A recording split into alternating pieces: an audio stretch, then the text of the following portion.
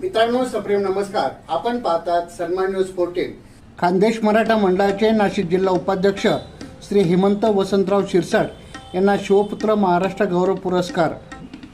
श्रमिकनगर येथील सामाजिक कार्यकर्ते, बांधकाम व्यावसायिक तथा खानदेश मराठा मंडळाचे जिल्हा उपाध्यक्ष श्री हेमंत शिरसाट यांना शिवपुत्र छत्रपती संभाजीराजे महाराष्ट्र गौरव पुरस्काराने सन्मानित करण्यात आले। नाशिकच्या महाकवी कालिदास कला मंदिरामध्ये या कार्यक्रमाचे आयोजन करण्यात आले। शिवपुत्र छत्रपती संभाजीराजे बहुउद्देशीय संस्था नाशिक या संस्थेतर्फे या बहारदार कार्यक्रमाचे आयोजन करण्यात आले होते।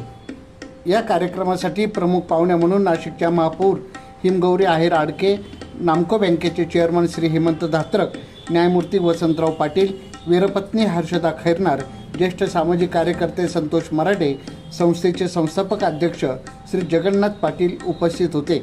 शाल, श्रीफळ, सन्मानपत्र आणि सन्मानचिन्ह देऊन श्री हेमंत शिरसाट यांना राज्यस्तरीय पुरस्काराने गौरवित करण्यात आले।